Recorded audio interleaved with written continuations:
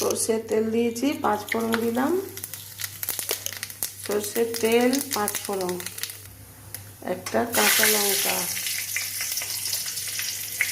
ফুলকপি আলু পোস্ত করব, এগুলো ফুলকপিগুলো ভেজে নিচ্ছি।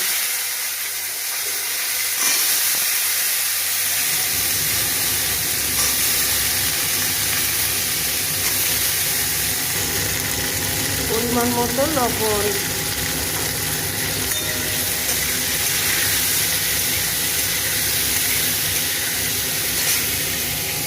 দুটো আলু আছে দিয়ে দেবো। পোস্ত লঙ্কা ভেজে নেব। আলুটা সেদ্ধ করা ছিল, কেটে দিয়ে দিয়েছি। এবার আমি এটা কষে নেবো, সামান্য জল দেবো কপিগুলো সেদ্ধ করার জন্য। কপিটা এখন ভালো করে ভেজে নিই।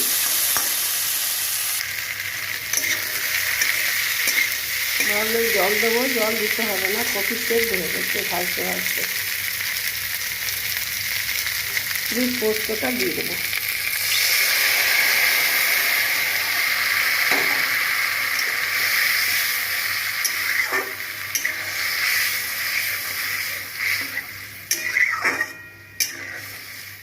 ফুলকপি আলু পোস্ত বন্ধুরা কেমন লাগলো? ভালো যদি লাগে লাইক শেয়ার কমেন্ট করে পাশে থাকবেন। রেডি, নামিয়ে নেব। পোস্ত ফুটে এলে নামিয়ে নেব।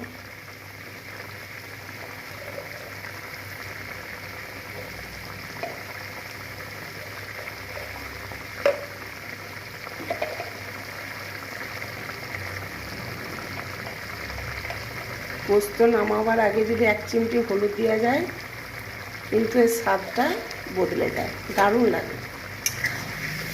ফোটালে হবে না, ফোটালে গন্ধটা চলে যাবে।